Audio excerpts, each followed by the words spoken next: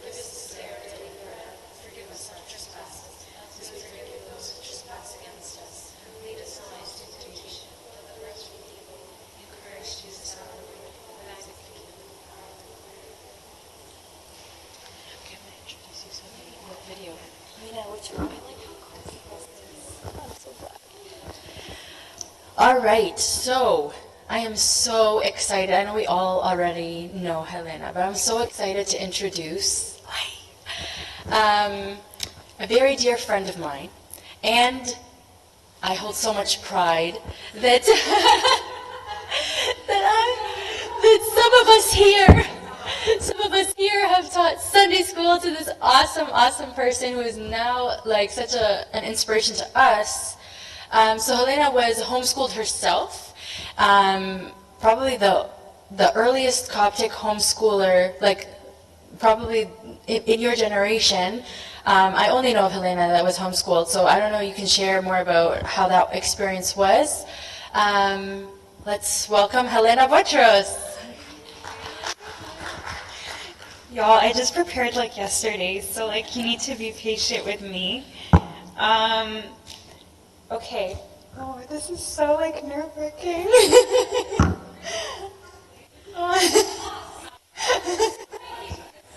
You're so sweet. Okay, I have a little bit of notes that I'll refer to because I want to make sure that I can share a lot, as much as I can.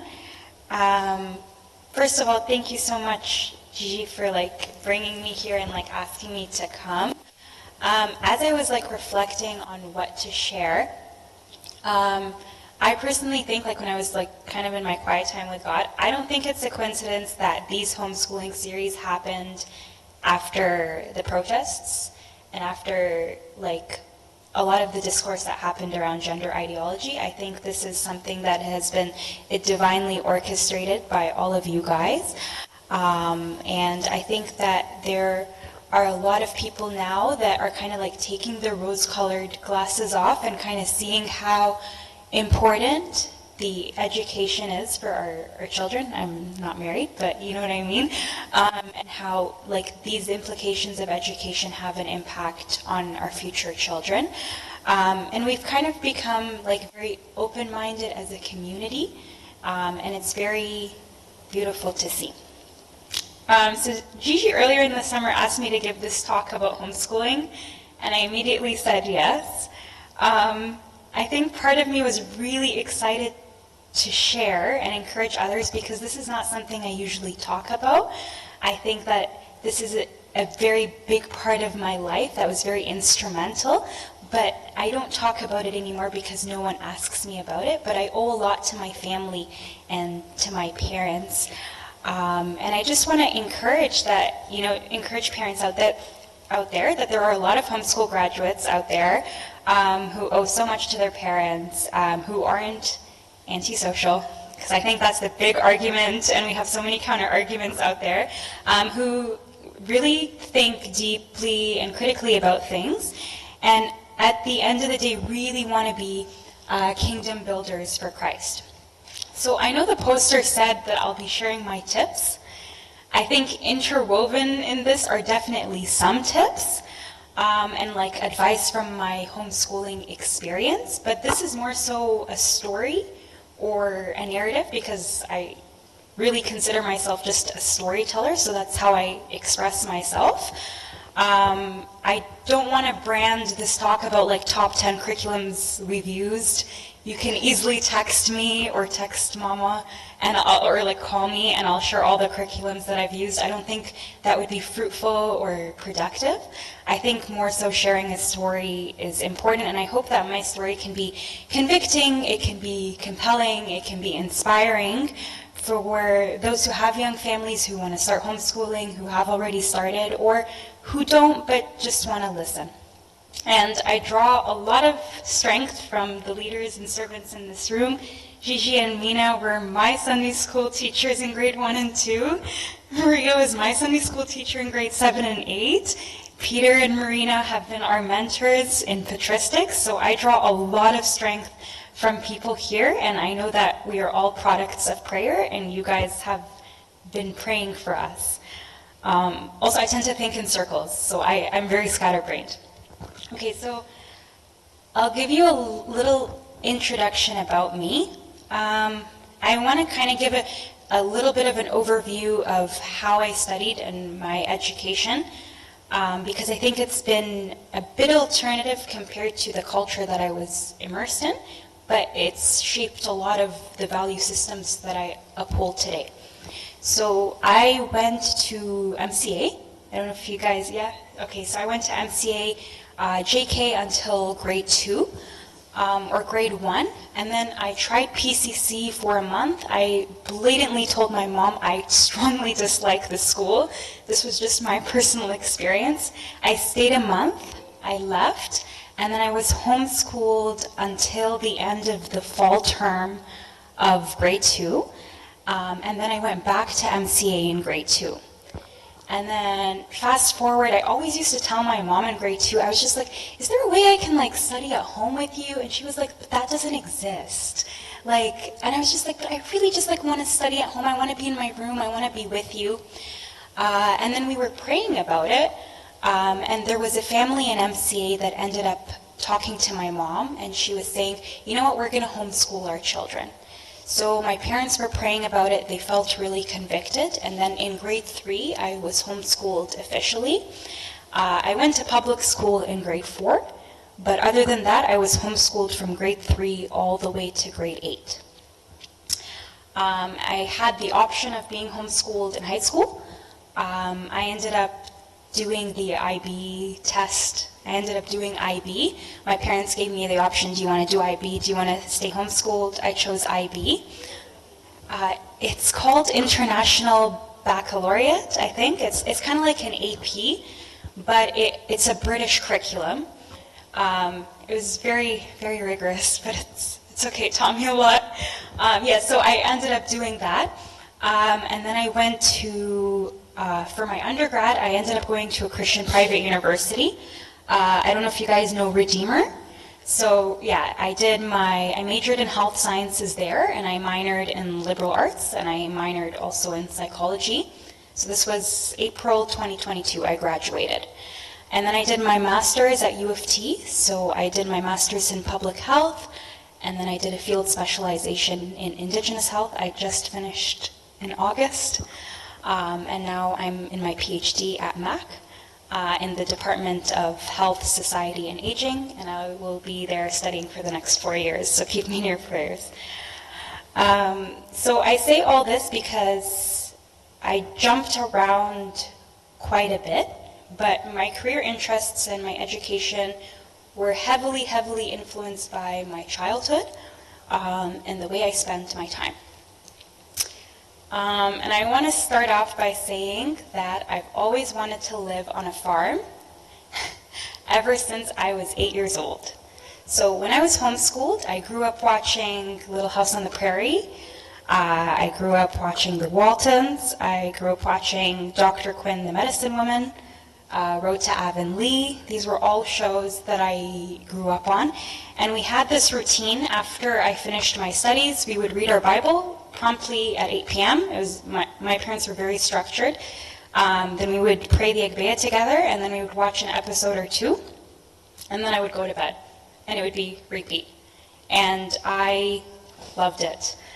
And these shows, I know I'm supposed to kind of be talking about the curriculum, but this is kind of part of the lived experience as a homeschooler.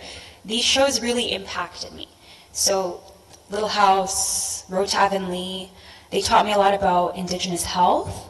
They taught me a lot about holistic medicine. They taught me a lot about homemaking, home economics, family life, traditional femininity, what it means for a man to pursue you, what does it mean for, like, what does work ethic look like, right? And so these values were really enforced in the media that I consumed, and my parents, and I'm really thankful for them for doing this. They were very conscious of the media that I consumed when I was homeschooled, and they were very intentional. And as a homeschooler, you're going to be sometimes very odd, okay? So I was well aware that no one watched these shows.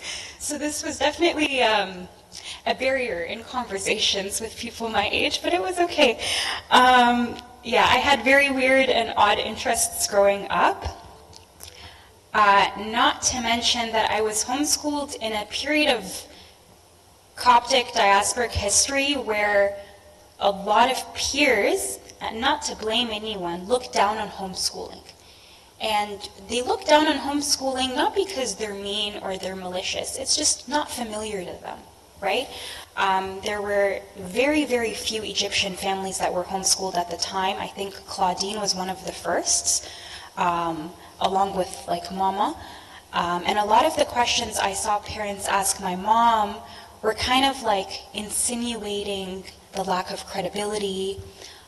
We would get a lot of questions like if I were to go to like grocery shopping with my mom on a school day, right? Like there would be lots of like implicit questions like what are you doing like away from school, right? And you start like internalizing these things as a kid, but they don't really impact you. You've kind of formalized a perception that other people are not necessarily on board, you know? And so there were a lot of these perceptions that held homeschooling within the Egyptian community and outside. They held homeschooling in really great suspicion. And they didn't necessarily think it was like a vehicle for academic rigor. And so I was very aware of the impressions of others as a child, but I was also kind of still in my own world. Like I was 8, I was 9, and I was kind of like, yeah, I just really like, I aspired to be like Laura Ingalls from Little House on the Prairie. It was really weird. I think one of the downfalls, like this is so random, but I think one of the downfalls of watching these shows was that all the women in these shows were married by 16, right? Like, so it kind of like galvanized this hopeless romantic in me. And so like when I was homeschooled, I would like, my mom would see me like write letters to my future husband at the age of 10. And she's like, what did I do? And I'll be like, oh my gosh, like I want a family. I want like a husband. And she's like, you're 11, like focus on your studies. But at the end of the day, like even though, yeah, that's a side note, but even though, yeah, at the end of the day, these were shows and like that experience was really emphasizing like the family and quality time aspect that we had together, and that was something I aspire to go back to. And this is why I always say I want to live on a farm. The shows that I watched and the way I learned mainly revolved around family and land. Land and family, family and land. And this might not be entirely theologically accurate to say, but kind of living on a farm or embodying that lifestyle in the future is a way of kind of like finding my Garden of Eden. You know what I mean? And I kind of want my children to experience a glimpse of that Garden of Eden before society usurps their innocence. And so those were kind of the waters that I swam in when I was homeschooled. And when you're homeschooled, one thing I personally learned in this experience was that as much as I did a lot of extracurriculars with people, we have a beautiful church community, so I'd go to Sunday school, do Maharagan, right? It really teaches you to converse with people, to delegate, to do all of these things. You spend a majority of your time alone. So I had a brother, so I don't come from a big family, and I spent a lot of time alone. And so my brother and I, during homeschooling, we really learned how to enjoy our own company at a very young age. And I honestly go back to that, and I think it's a blessing and a gift from God. I'll give you a brief overview of what my routine looked like based on what I remember. For some reason, I was an early bird, even at 10, I would wake up at 5. I don't know why. I was very weird. It's just, yeah. So I would wake up around 5 or 6. I would do my devos, and then we had based on the curriculums, we had paces or modules, and I would do them based on the subject. And my routine was very structured. And yeah, the curriculum that my parents picked out for us, so we had Apologia for the sciences, Saxon math for math. We had Christian Light series for literature and grammar, and we had Wordly Wise for spelling, so many other things I don't remember, but we had different curriculums for different subjects, and so it was very independently driven, and I would spend a lot of the time teaching myself. But when I finished school for the day based on the tasks that my mom has outlined, or I was taking a break, I would spend just a lot of time alone. So when you're homeschooled without technology and you feel like you can be a child, and this is something I really want to recreate for my future kids, you start getting creative without technology. And because you're not doing anything else, all you have are your books or whatever, right? So I would read a lot. I would sew. I made clothes when I was 8 for myself. It was so weird. It's just so, I look back and I'm what was I doing with my time? But it was actually, productive, you know? Yeah. I would, document my life in scrapbooks and journals. I would, write stories for fun, or I'd write poetry. I would do, mini ethnographies of trees that I observed and what I learned from them, right? Because I had no technology. There was a computer that was monitored. My parents were very conscious of what was going on the internet, and so I didn't have devices really in my room until grade 7, grade 8. And I would clean a lot. I would collect rocks. I don't know. I'd knit. It's really weird stuff. I'd learn how to cook. But all this to say that, I think there was a beauty in being creative in a form of warmth and safety, I think. But I'll try to be objective. It wasn't all cupcakes and rainbows. I would say that my childhood was very sheltered. Now, every parent, because I've heard different views from every parent, the degree of sheltering is different for every parent. And so I know that this definition varies among families. I think when I'm older, I want to maybe adopt what I have, what I had experienced, but maybe, I don't know, I'm still figuring it out, but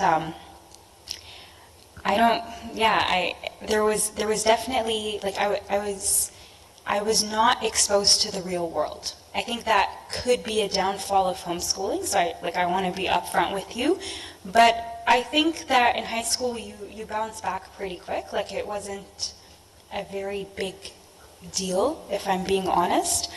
But in my homeschooling experience, you really learn the power of imagination, I think, compared to a regular classroom. And so that kind of really made me think about the creative imagination and how I learn.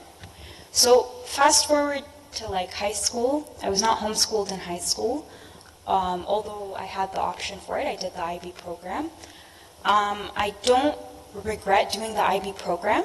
It taught me like a lot of discipline, and it taught me a lot of rigor, but I felt something was missing. Like, for the first time in my learning experience and in my learning journey, I was not excited to learn. And my parents saw that, and they always told me, like, they gave me the option. They were like, oh, well, you can always drop IB, you can go back to homeschooling, you can always drop IB. And I think God put me in that program for a reason, to refine me and prune me in other ways. But I didn't know what was going on until I kind of left high school. And so I realized that there wasn't like an art of learning in high school. Biology and chemistry and all the subjects that I really, really liked when I was homeschooled, I always told my mom, like, it felt very dry. And I didn't know how to explain it. To the point that I would always just like, I didn't find enjoyment in it. I was like disciplined enough, thank God, to study them, but I wasn't seeing myself going anywhere. The only subject that I really, really, really liked in high school was philosophy. And I think that for me in high school really stood out to me. And it was this like, this tool in my garden, kind of, that I take with me to this day. And so then I did high school, and I was just like, oh, like, I didn't know where I wanted to go. I was very artistically oriented, but I loved the natural sciences. And at that point, I didn't know what I wanted to do in my career, and I was very set on medicine. But I wanted to explore medicine in an artistic way, and so I wanted an arts and science degree. And like, by the grace of God, I found out Redeemer, and I loved their program. And so it wasn't until like I went to Redeemer, I had this like, kind of like eureka moment where I was like, oh, oh crap, like, this is what it means to learn. You know what I mean? Like, no wonder I felt so empty in high school. And the way we learned in this Christian private university really reminded me a lot, and it really echoed a lot about like my homeschooling experience. Because we tend to believe, at the very least implicitly, in the West, that what is considered old and historical is equally considered archaic and wrong. So Redeemer wasn't like that. I was a health sci student, but I was required to take philosophy. I took medieval philosophy, I took philosophy of science, I took faith and philosophy, I took like so many philosophy courses as a requisite to my health sciences degree. And even in their rationale and their objective, they really emphasize that, because it's like to explore God through other disciplines helps you have a clearer view, right? And so it really made me think about the philosophy of education and how homeschooling really embodies a very holistic understanding of education, while in a lot of classrooms, unfortunately, it's very lacking.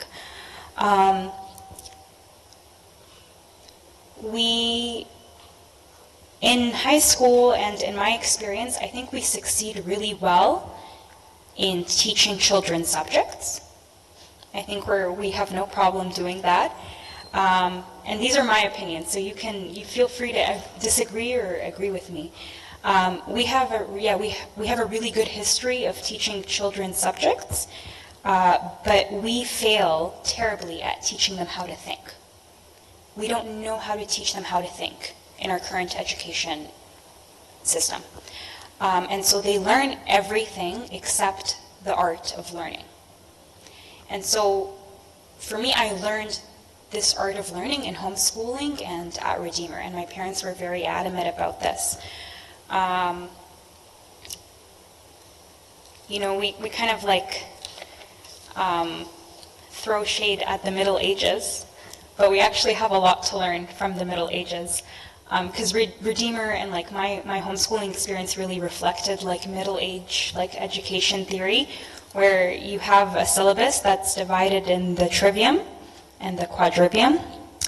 And the second part of the syllabus, which is the quadrivium, is really dependent on the trivium. And the trivium consists of 3 parts. You have the dialectic, the grammar, and the rhetoric. And so my trivium in homeschooling was the grammar, was the land-based learning, right? It was spelling, it was philosophy. My parents were very, very adamant about grammar, rhetoric, philosophy, being on the land, learning, being observant. And so sometimes we call them subjects, but they're also kind of like the methods by which we deal with subjects. And so modern education, when I contrast it to my homeschooling experience, and I don't want to generalize, but this is what I've seen even in my master's at U of T. It's really sad. But modern education really concentrates on teaching subjects, but it leaves the method of thinking. It leaves the method of arguing and expressing one's conclusions. And so what ends up happening is that these tools in our toolbox are actually picked up by the scholar as they go along in life, when in fact they're supposed to be cultivated at a very, very young age. And so you enter a classroom where people are not taught, I keep being redundant, but they are not taught how to think. They're not taught to be critical. And based on my homeschooling experience, I owe it to my parents, this wasn't the case. They were very big on these things. And for St. Paul, if we look at St. Paul, for example, that wasn't the case for him either. Right? He was very philosophically oriented. He was very critical. The way he was argumentative, the way he tailored his arguments to both the Jews and the Gentiles. He synthesized schools of thought during his time while equally respecting them and presenting counter arguments. We don't do that, right? And I think this way of thinking has important implications today. We live in a Western secular age that prioritizes progress. And many of these ideologies that we are born into are in the name of progress and human rights, but they actually undermine our humanness, and this is exacerbated by the fact that people, tradition and history always leaves a bad taste in people's mouths, and I think we're seeing that a bit more clearly. And we associate progress with moving forward, but without looking at tradition and history, we're moving forward quite blindly. And so for me, as I reflect on my homeschooling experiences and I'm immersed in academia right now, I challenge you guys to think of this as a form of persecution. I don't think we're going to be persecuted like the Middle East, but I think we're facing a form of ideological persecution in North America, where more potently compared to other countries, our reason, which is imparted to us by God, is challenged. Our worldviews are being replaced. The language that we use is is being displaced with words that segregate our identity in the name of inclusion and in the name of diversity. And so this, for me, is arguably persecution. And so whether you're homeschooling or not, traditional education, and more broadly tradition, right, when we think about orthodoxy, is very, very, very important. People think going back is a retrogression in time, but going back is a revision of error, right? We don't look back into our lives as much. And so we have this very toxic habit of like modernizing everything that is old, thinking that this is what increases its value, but that's not necessarily the case. Obviously, we can't go back in the 14th century, we can't go back in the 13th century, we're in the 21st century, but there are really important tools that we can apply in our children's lives that are really important for learning, and I think it's necessary to kind of go back to a discipline that we've discarded, you know? Again, these are all things that I'm reflecting on because I was homeschooled, but I'm sure you guys have questions, so I'll answer them like at the end regarding like specifically to my homeschooled experience. And so I think it's really important because we all have worldviews. And everyone in North America, whether you are agnostic, whether you are atheist in your religion, you are governed by a code of conduct. Whether you are consciously affirming that or subconsciously affirming that, that's a totally different story. But a lot of the time, we are reflecting Christian values without upholding the Christian tradition. And so people aren't being honest with themselves. They don't know how to argue. They don't know how to think critically about why they believe what they're believing, and they become very emotionally charged. And we've seen this in the school systems. And I think it's important because a lot of the people, like if you look at our government, a lot of the women and the men that handle our affairs, that carry out research, I personally work in research, it's a really scary world, that speak from platforms that educate our young people have not undergone whatsoever scholastic discipline. Like, we're not even talking about Christian faith. We're just talking simply about scholastic discipline. And so personally for me, when we speak about this to our children, if we don't help our children in rigor, in philosophy, in grammar, in rhetoric, I personally think that children are going to be a sponge to postmodernism. Because if you don't have scholastic discipline, you become so impressionable that you become a parrot. Because there is no critical thinking. You are just constructing language based on the socially constructed time, which is, like, what's the point, you know? And so less and less children who become educated bring any tradition, right? We don't see that anymore in our school systems. We've lost our tools of learning, right? We don't have the hammer of reason anymore. We don't have the wedge of philosophy. We don't have these tools. And the way I see it, whether you homeschool or not, you are giving your children tools to build a garden. Your goal is not to make them understand biology so that they can become the best Coptic surgeon in the world. Your goal is to cultivate critical thinking skills and form relationship with knowledge across discipline, or at least I think so. And you guys can agree with me because I don't have kids, so you guys can tell me your experiences.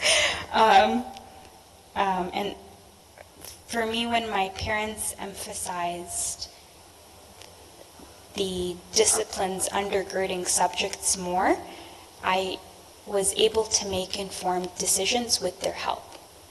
when a person or a child is taught to think, or taught how to think, they start making more informed decisions. They start thinking critically. They become more intentional and reflective, and I think we need that a bit more. And like when we think about this even in our Christian lives, we've segregated Christ. If you think about it, we've privatized him on Sundays, and we do whatever we want the rest of the 6 days. We are very siloed people in our Christian life and in our education system, even in our healthcare system, right? We tend to think in silos and not in wholeness, right? And I think that being interdisciplinary is actually more like healthy for your child. This is so random, but when I did Indigenous health, there was a term by a First Nations elder. His name was Albert Marshall. He was from Nova Scotia. He's from the Mi'kmaq First Nation community, and he developed a research framework called two-eyed seeing that I really, really admired. So he argues that he's like Indigenous ways of knowing can be interwoven with Western ways of knowing, where there are times where we can be discerning and observe the flower in its natural habitat. And there are other times where we might have to pluck that flower and observe it in a lab. And so he said that we need to have a balanced view of life. And so kind of like when I reflect on that, I ask myself, like, what two-eyed seeing am I employing?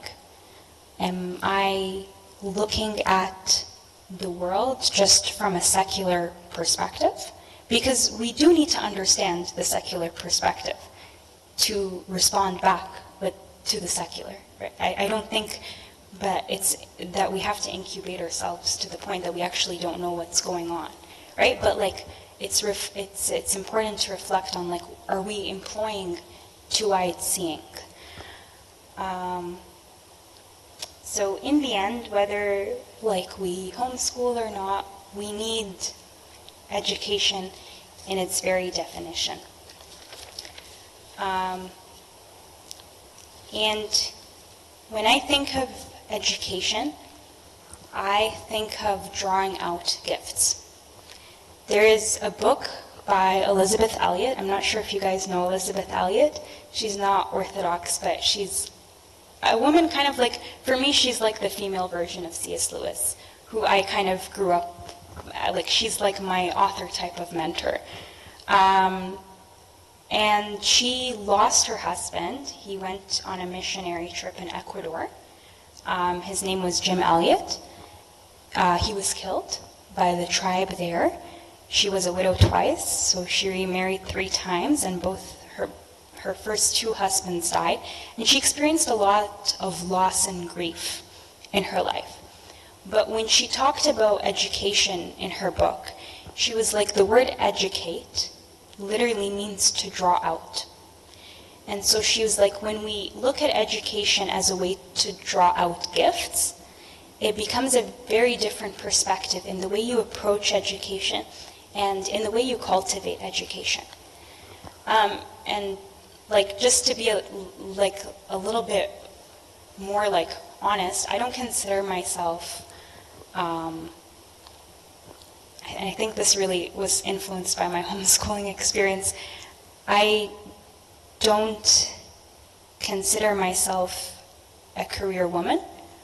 I think that you might have children that will be career people, and you might have children through their homeschooling experience that might not be, and we have to kind of cater to both. But my homeschooling experience like really taught me that I'm pursuing a career because I'm seeking to draw out the gifts that Christ has given in me. So when we view education that way, career or education is not like an end of itself. It's a means to glorify God. And so there is this less pressure of perfection. There's a less pressure of performative mannerisms. It's more of what are the skills that I can cultivate and that I can use as gifts to bring honor and glory to God. And so if the goal, what is that? Oh, it's an airplane. Oh, sorry. Okay. And if the goal is to use our gifts that the Lord has given us, and the end is our union with our Lord and Jesus Christ, then it follows that our gifts are meant to be shared. When we talk about education and gift giving, gifts are not cultivated in isolation. They're not cultivated in, they're not hoarded. That's not God's intention, because we're the body of Christ, and the way we cultivate our gifts and what we give really matters. And just like the head of the body pours himself, which is Christ, pours himself freely and generously, and what he does is an outpour of his love and selflessness, we also should be a reflection of that outpour through the gifts that we have.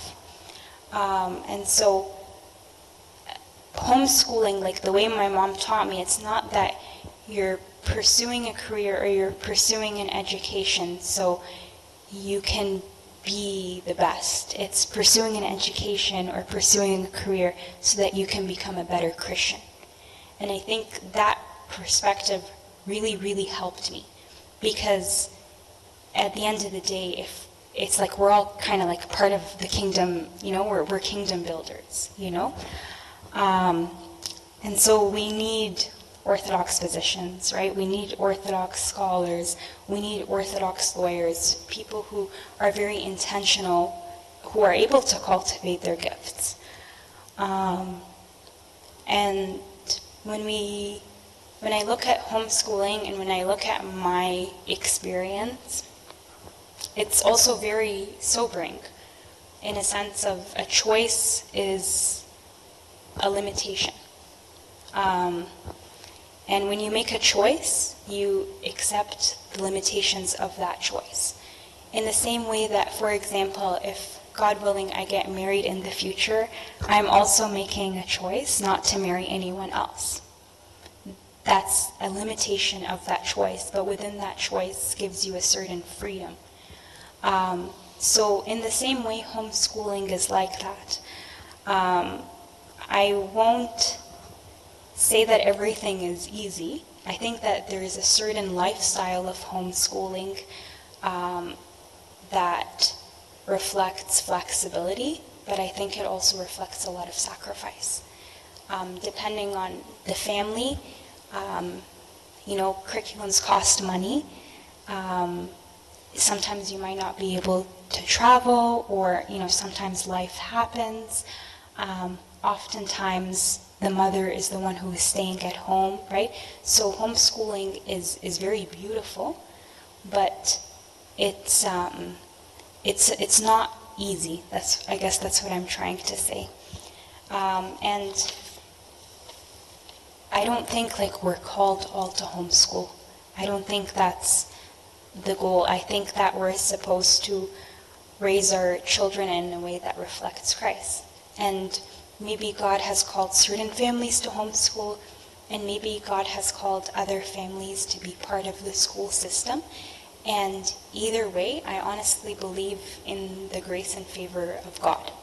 In the same way that, for example, Esther, when she became a queen, I was telling Erica this a couple of days ago, she was the daughter of Jewish exiled parents. She was an orphan. She didn't disclose her faith to the king. Mordecai told her not to. And she was technically, like by all the means and measures in the palace, she was technically not supposed to be chosen as queen. But the Bible was very, very clear that it was the grace and favor that led her to be chosen.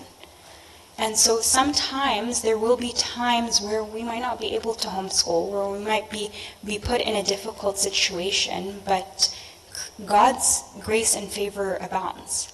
And one verse that I always go back to in a time of, like, whenever I fall into despair, is Romans, I think it's Romans 5:17 or Romans 5:20, where St. Paul was like, where sin abounds, grace abounds even more. So, yes, we are supposed to be prepared and refined for for a sinful society and the ideologies that we're facing, but also we have to trust that grace abounds. The Lord doesn't forsake his children. The Lord doesn't abandon his children. He has been with people. He's been holding their hands since the dawn of time. And sorry if I'm being really scatterbrained, but I want to end off with a really small quote by a missionary that I look up to. And she says, if you believe in a God who controls the big things, you have to believe in a God who controls the little things. But she's like, it is us, of course, to whom things look little or big. For there is no great with you, there is no small, for you are all, and you fill all in all. That's it. Yeah.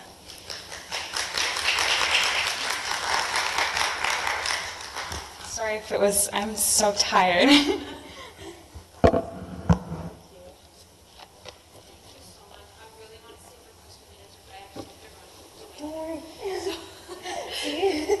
That's important. Yeah, that's really important.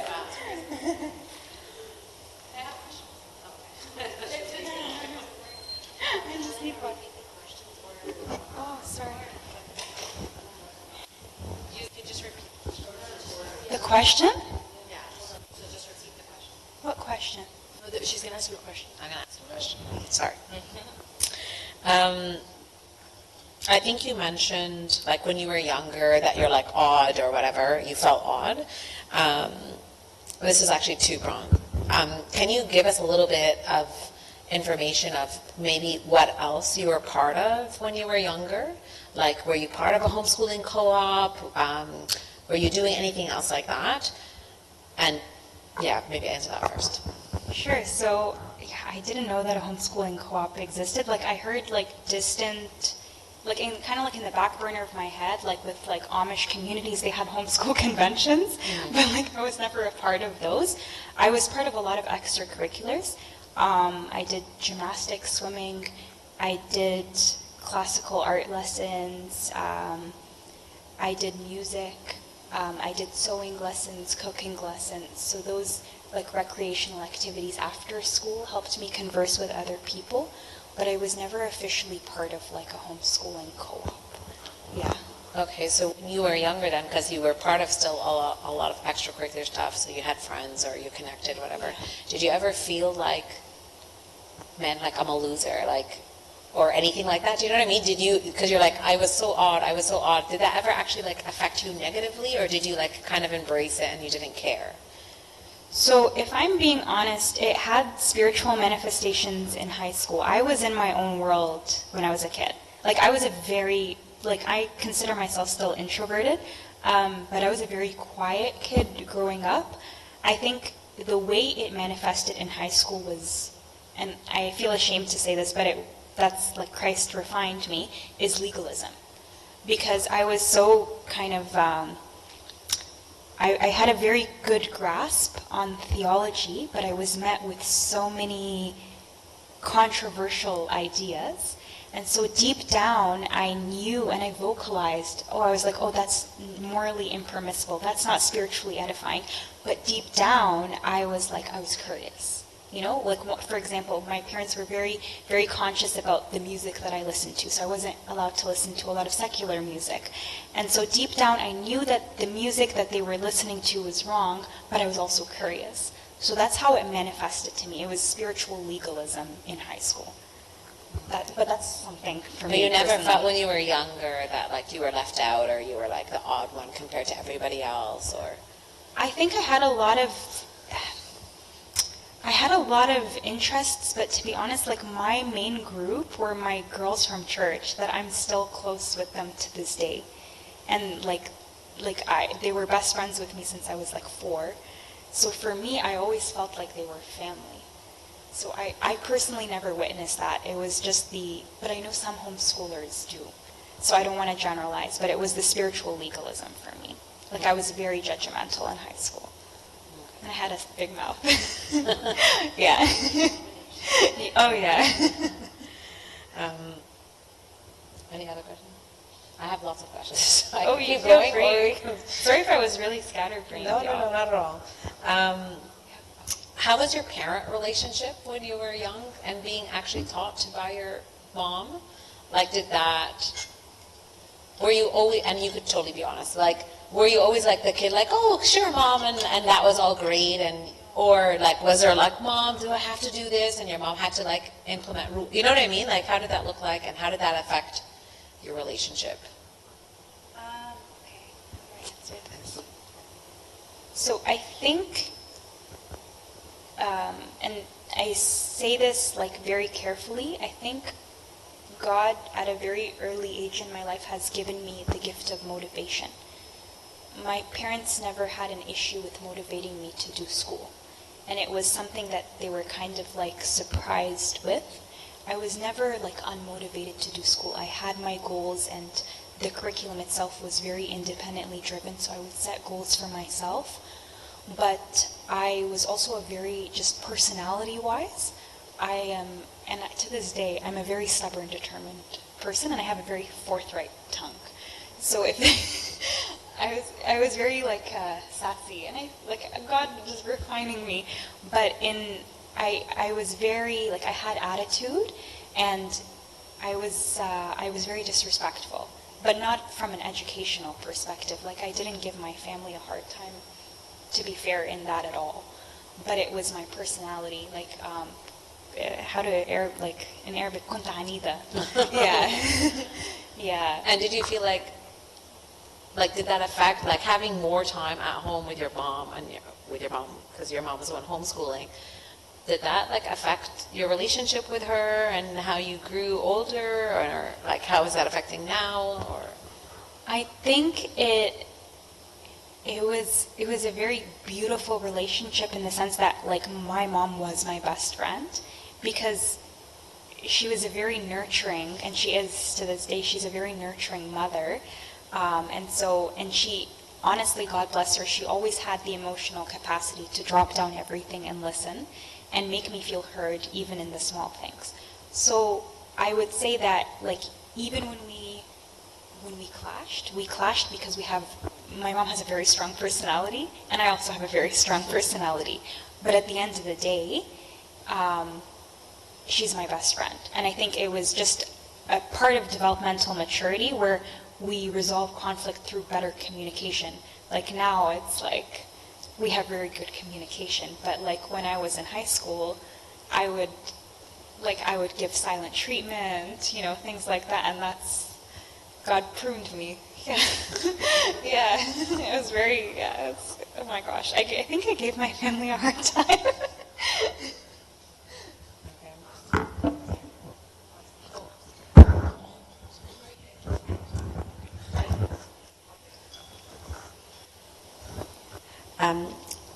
So thank you for the talk. It was beautiful. We don't homeschool yet. We're considering it. I guess you said your brother was also homeschooled. Yeah. I guess just if you were able to tell us what the difference was between kind of your homeschooling experience, what his was. And again, I think it would also depend on temperament, but also how much like parental involvement he required compared to you, just because boys are a bit different than girls. So I think that there were definitely things that he didn't like about homeschooling that I liked. I think for him it might have affected him socially a bit more. But like, to be honest, I don't feel completely comfortable like sharing his story. Like I would like for him to share the pros and cons, but like looking back at my life, I think that my mom was more involved in like teaching him the languages, for example, while like I studied on my own. But there were times where I like needed to go to my dad and like I'll be like, help me with this math question, right? So there were different like strengths. My brother is very like linguistically, like historically oriented. Like he's in law right now, so like I think it was just dependent on the strengths. But that sometimes like he did need motivation a bit more. Like Mama gave him that nudge. My brother is brilliant. He got all his work done, and like he excelled. Yeah. So my question is specifically about, like, I guess, strategies that your mom used for both, like, you and him. Well, in terms of him needing more motivation, like, what kind of strategies did she use to motivate him? I don't remember that much, but I think she would be more present with him in the room. Like when I was homeschooled, I literally just, I would wake up, I'd do my devos, and I'd close the door. Devotionals. Oh. Sorry. I read my Bible. Sorry. But I would literally close the door of my room and just study. It depends on a child's learning style. Like I'm very like, I know, that's what I'm saying. I'm very odd. Like I needed quiet. I love like to this day, I love my space. I love hibernating. My brother's not like that. So like for me, if my mom is studying with me, I can't do that. That's not how I studied well. But for him, it helped him.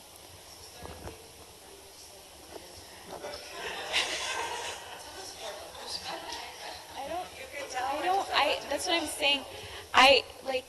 My parents can say more about this. I think, I don't know, like, I don't know how to answer that. I just really liked being alone as a kid. And I would just sit by myself. I don't know how to answer that. I think that it was definitely used for good, thank God. But, like, even to this day, I get so overwhelmed, like, socially. Like, just my battery gets low. So I tend to hibernate for a bit. I am, but people don't believe me. They think I'm extroverted. Yeah.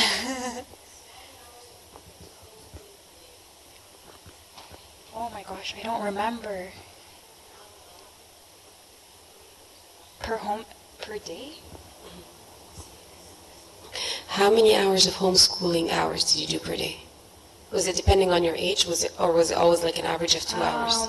Or was it like a traditional school day, 9 to 4? I think it was kind of like... Huh.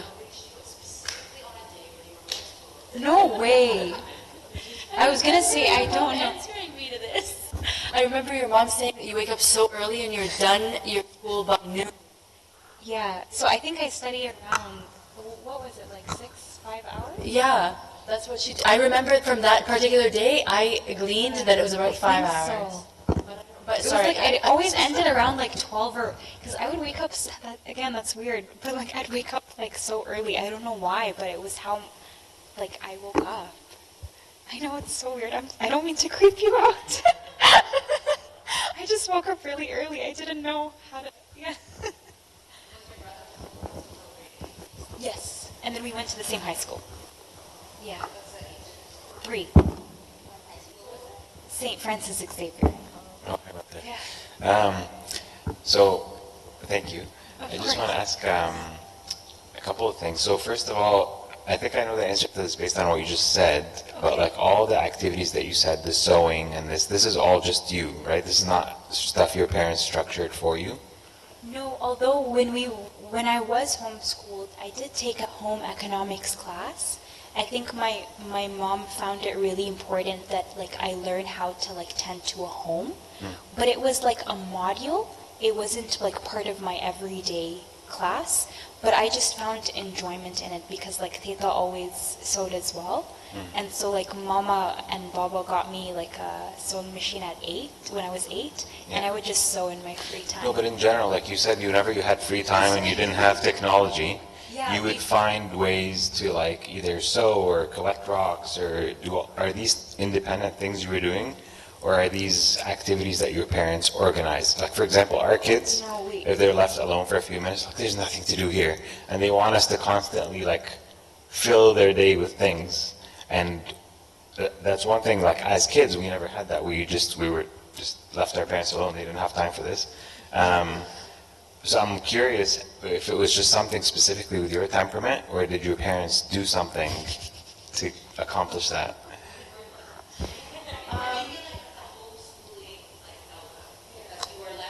I think me and my brother, we weren't told. Like my brother has thousands and thousands of Lego, and when I tell you this, like this man has like comic books end on end, stories that he's written in his free time, like that were historically based, Lego creations. Like my parents never told him, let's prepare an activity. It's because we had no technology. Like I finished my studies, this is how I'm going to spend my time.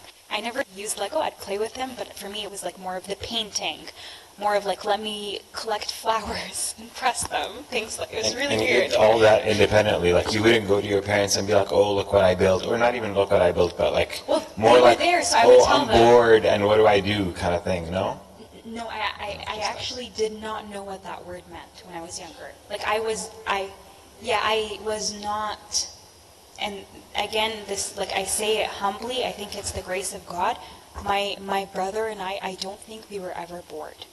I think I started getting bored and depressed and more anxious when I entered high school, because the loss of learning kind of took away my creativity, and I lost my innocence. I always tell God, like, thank you for making me lose my innocence at 14, 15. It was like I lost it pretty late.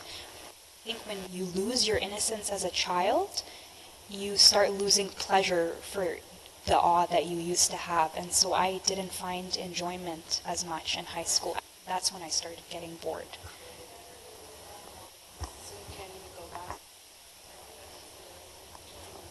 Yeah. Like a 3-year-old or a 4-year-old.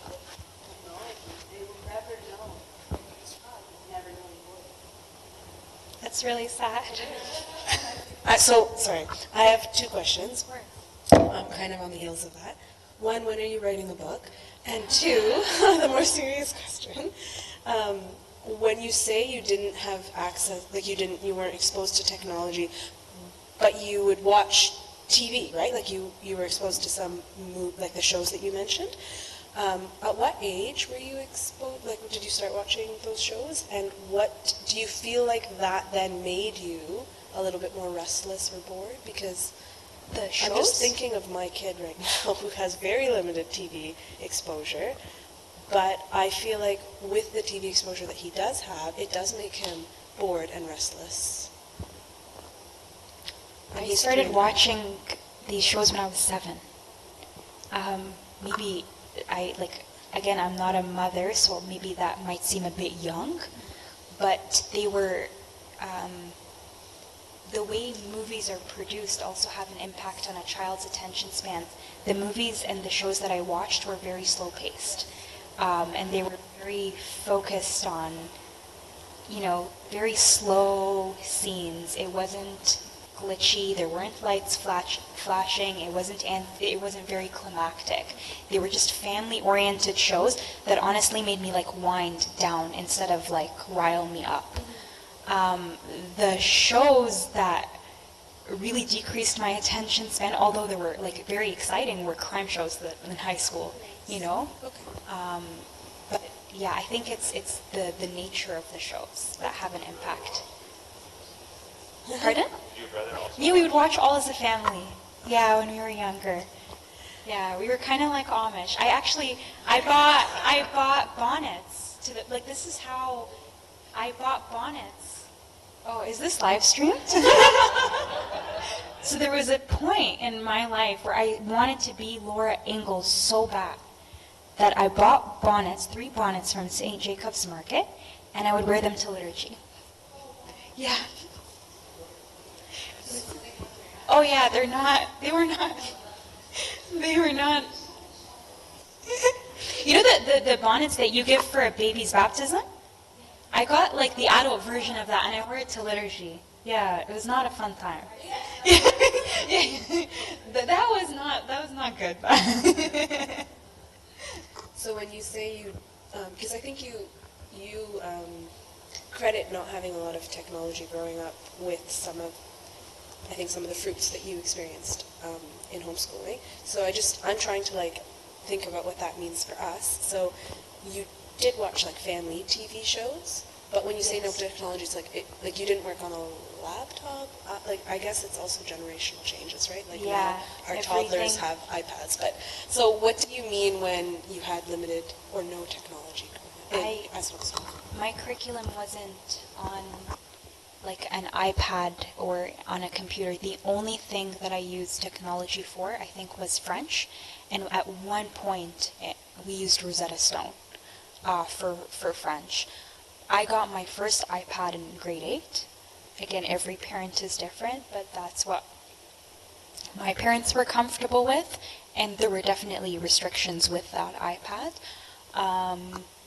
I will say, though, if I'm being honest, I disagreed.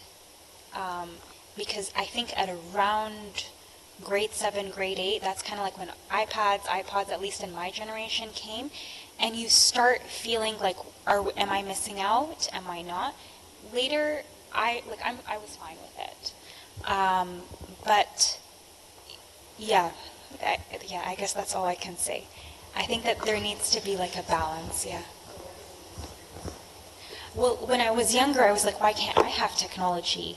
Like, why can't I have a phone, for example? I got my phone in grade 9. Like, I look back and I'm like, oh, these were good decisions, like, thank God.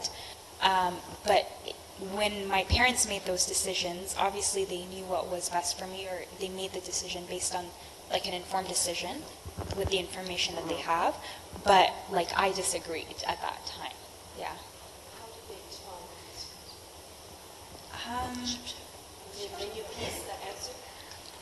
My mom was very patient. So obviously with homeschooling, like Bubba was working so that we can, get homeschooled, right? So it's, so very much any problem or conflict, first line of treatment would be straight to Mama.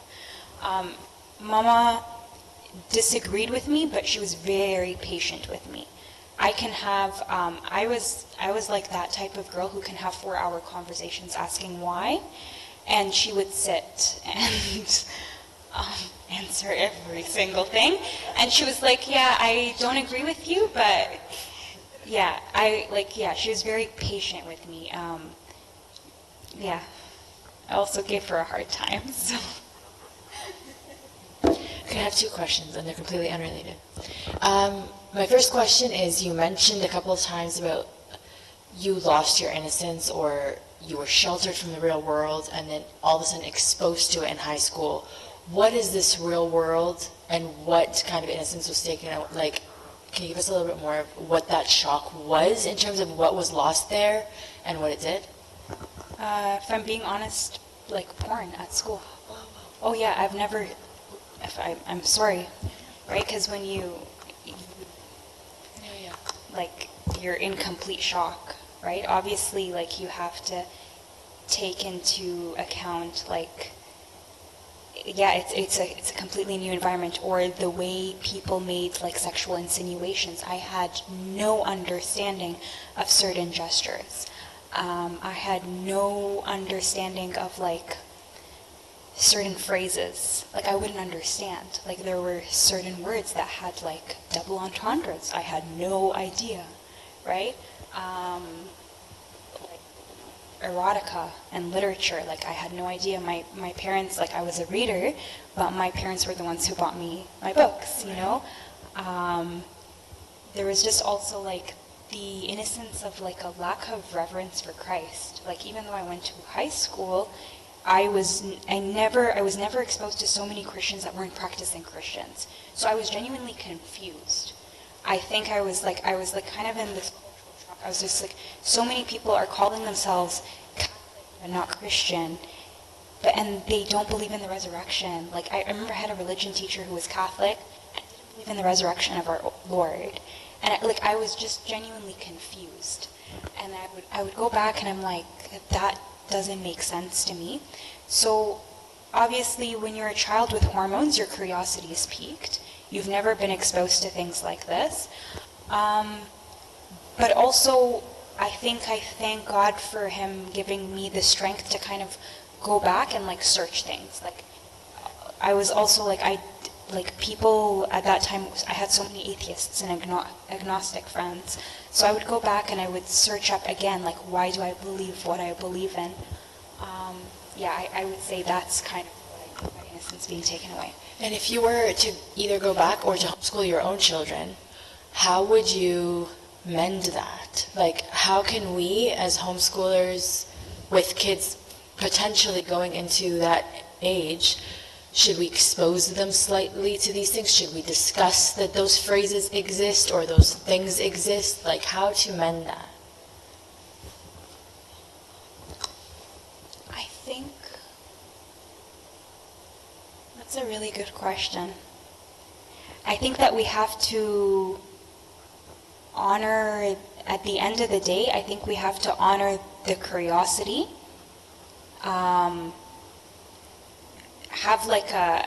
Have a gentle, like, reprimanding attitude, but maintain safety, like, for your children. Because your children, God forbid, like, I serve first year uni. You have, we have, like, you don't know what people struggle with, right? People might smoke, people might have sex, people might get into relationships. Everyone has a story, but at the end of the day, they need to feel safe in the heavenly arms of their Father, right? So we don't know the trajectory of our children. I would say that it's maybe good to be informed as a parent about what's going on outside. I would say that maybe exposing them in the home is personally for me not the best option, but I think kind of creating this conversation where you reassure them, remember, if you have any questions, you can come ask me. If you have a problem, you can go directly to me, regardless if you think mommy's going to be upset with you. That's where I'm at now. But again, I don't have children. So I might change my mind. Like, I know that fear plays a huge role. Like, you guys want to make sure that your children are safe. Like, these are children that are given to you by God. I don't know if that sounds like too simplistic, but at the end of the day, creating security for your child first and foremost, regardless of what they've done. Yeah.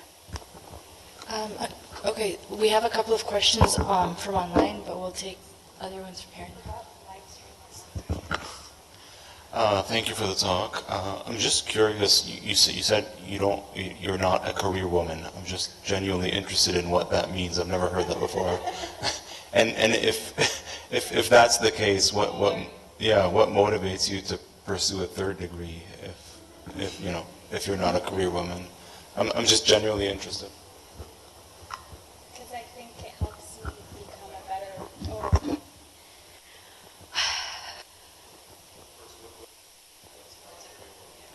I think a career woman could be defined as many things. Maybe career woman might potentially pursue a career primarily for financial freedom or independence, which is not a bad thing. I think that it could be potentially upholding a provider mindset on a woman, so the pressure of being a provider and protector for a woman. It could also be the language of like being a boss babe, like I don't need no man, I gotta get that bling. Sorry, this is the lingo that they use these days. That's not my goal. I think financial freedom and independence are certainly secondary for me. My career at the end of the day is to help me become a better wife and better mother.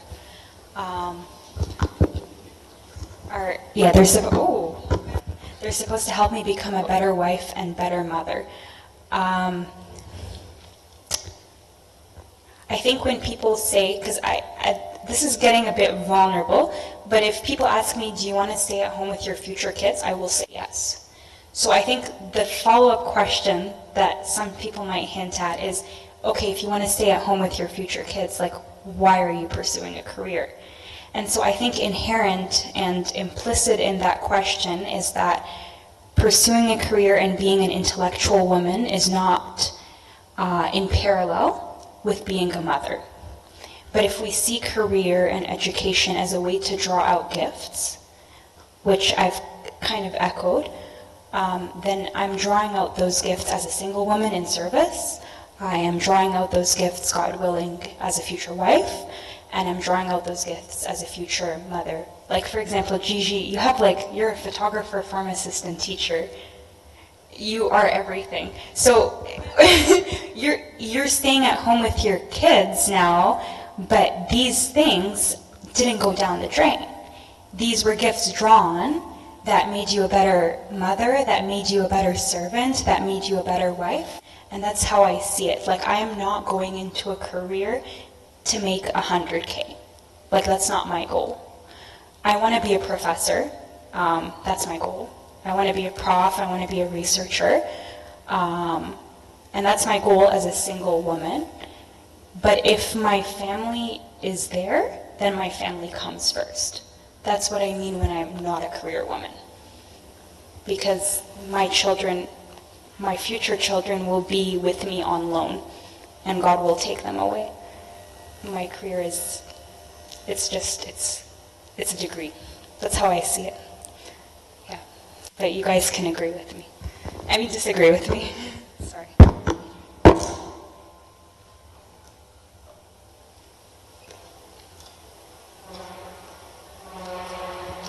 This question may be more for your parents, but you might have a perspective on it, is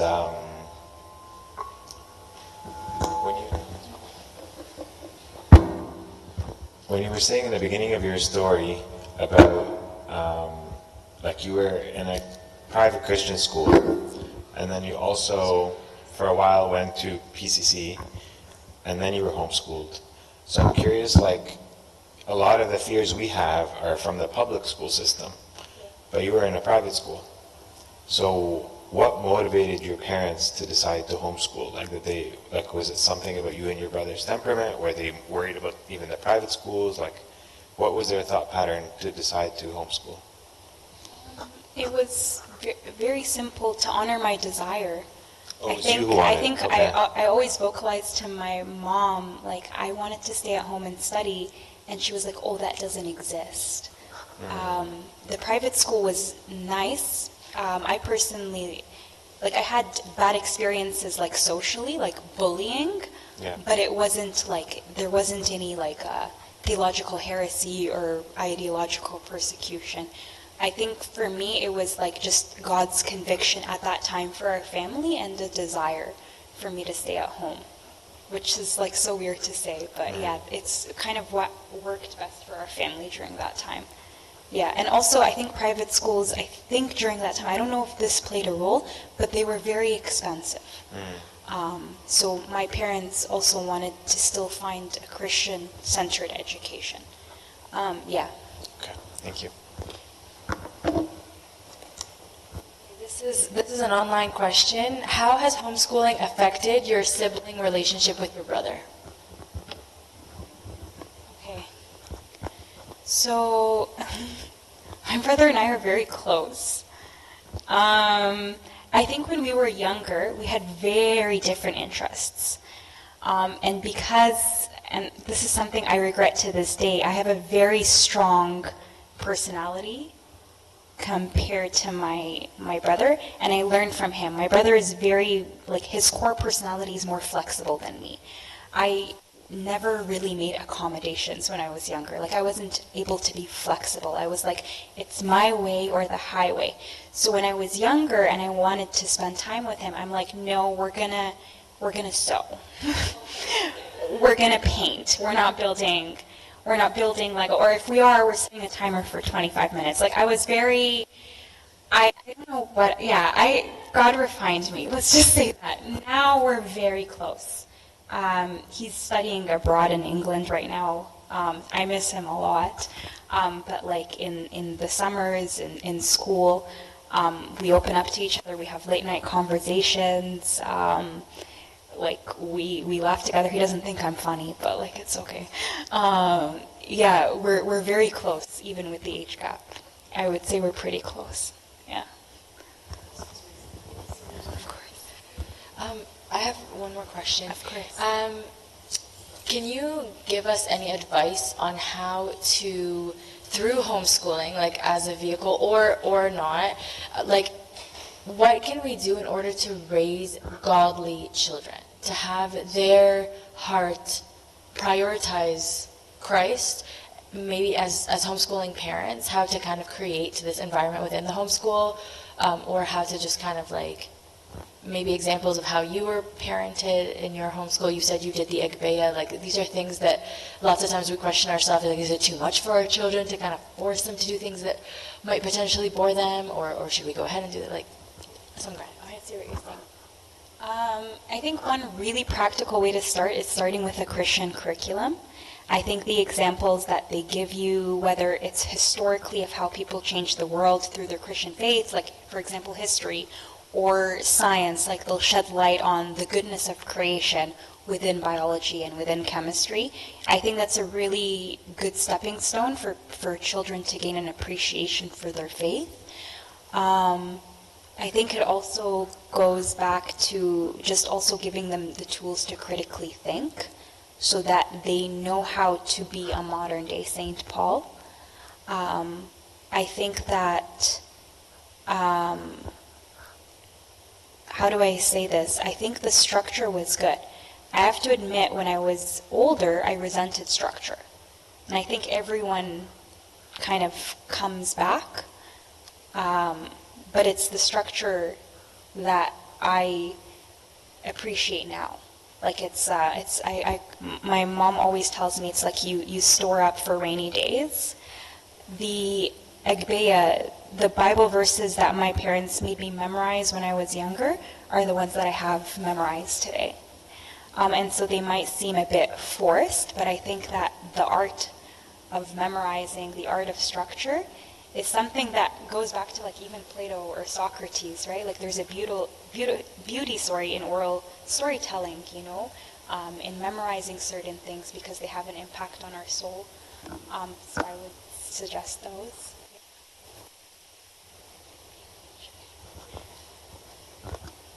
Sorry if my answers are like too simplistic. I don't. You also mentioned that, I guess the fault with the education system now is that it teaches the subjects, but doesn't teach the children how to think. And you had mentioned that your parents did a really good job with teaching you how to think for yourself. How did they do that? They emphasized grammar. They emphasized literature and philosophy. They emphasized words. Like I would memorize word definitions and learn how to spell them. They emphasized like writing. I think that's a long, like lost skill, to know how to write your central argument, to anticipate what a person might argue against. These things we don't really teach our children until university, where it's like, oh, you need to have a thesis, or you need to write a lab report. So they were very, like they really emphasized that. And my mom was really good in the languages, so she would help me. She would help me edit my papers. But I also went to a writing tutor when I was younger, and I wrote 10-page papers, like, when I was homeschooled. I wouldn't, like, I look back and I would cry because I didn't understand. Like, there was a lot of writing for a child, so maybe, like, ease up on that a bit. But my tutor, she was also my art teacher. She was very, very strict. And I appreciate that because my parents really emphasized, like, if you don't know how to articulate, like, you know, like St. Basil says, like, we speak because it's the language of the soul, right? So if we see language, like if we see the way we speak as part of communication of the soul, then we best know how to articulate properly. So I think that's something that they really emphasized in my education. Yeah.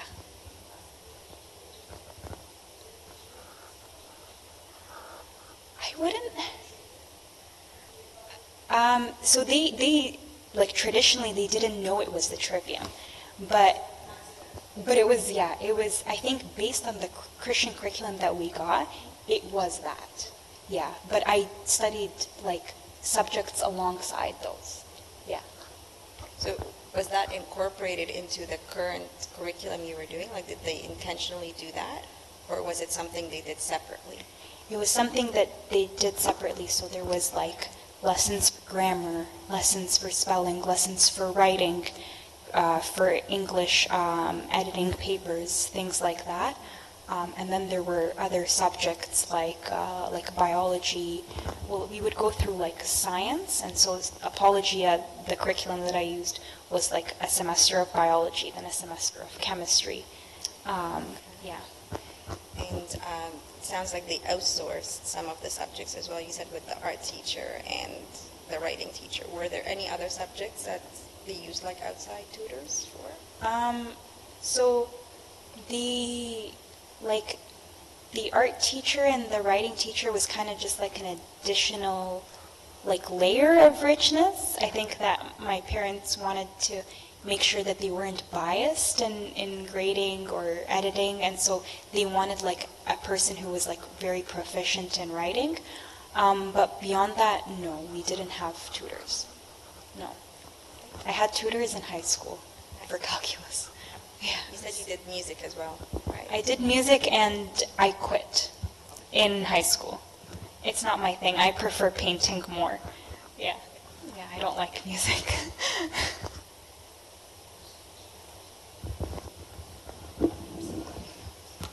Anybody else have any questions? Okay. Sorry if this is like slightly intrusive, but what were your parents' backgrounds? Were they both teachers by any chance?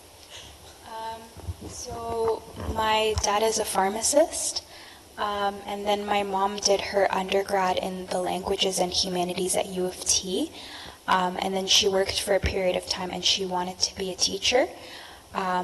And then she got me and became a stay-at-home mom.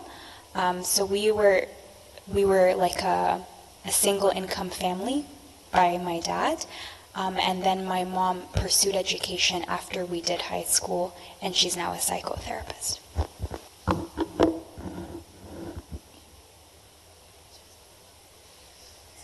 It's not over.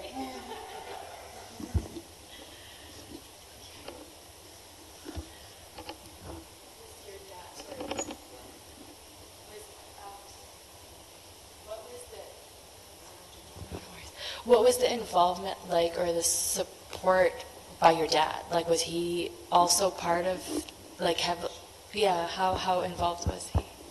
So, like, when I needed tutoring for the natural sciences, I'd always go to him. But because he worked really long hours, he was so sweet. Like, he'd wake up even earlier before work and tutor me and then go to work. So he would always make time, and then on the weekend when I needed revision, he would go over it, and then sometimes on Wednesdays when he had his day off, we would do date trips as a family, and he would be very involved in sharing stories, educating me, and we would do active field trips together as a family. Yeah. How did you learn to do new things without technology? Wait, what do you mean? How did you learn how to sew or knit or do any of those things? YouTube is the only way I can think of. I took sewing classes, but I had sewing books that are still in my basement. Yeah. Do those still exist? They do. Yeah, but it was mainly books and, again, teachers that showed you how to do things. I think it's a really cool skill. Now, anytime we have ripped clothes, they always come to me. So, yeah.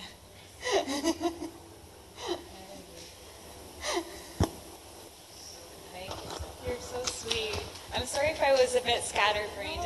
Not at all. I think I speak for all of us when we say that was very, very like refreshing and informative.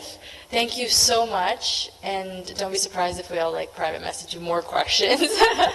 Thank you so, so much, and God bless you. Please keep us in your prayers. Of course, of course. Yeah, tell us what to do. Oh, yeah. Amazing. I hope it's about homeschooling. All right.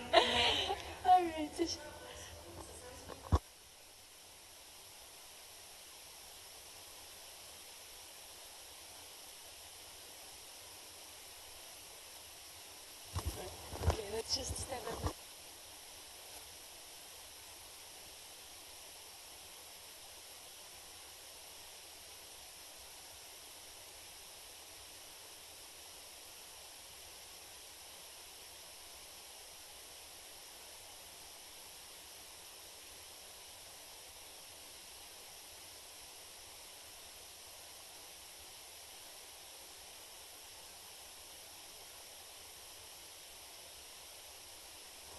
Give us comfort and give us peace that surpasses understanding when we go through conflict, when we deal through difficult situations. Give us your strength.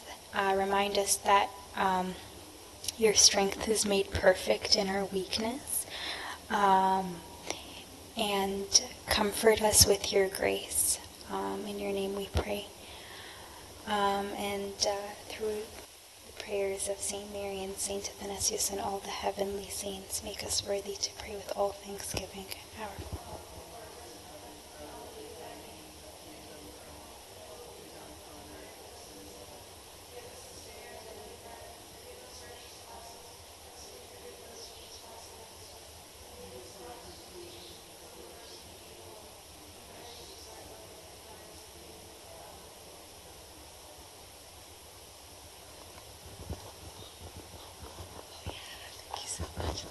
Guys, there's more cookies and refreshments and stuff. Please eat it all.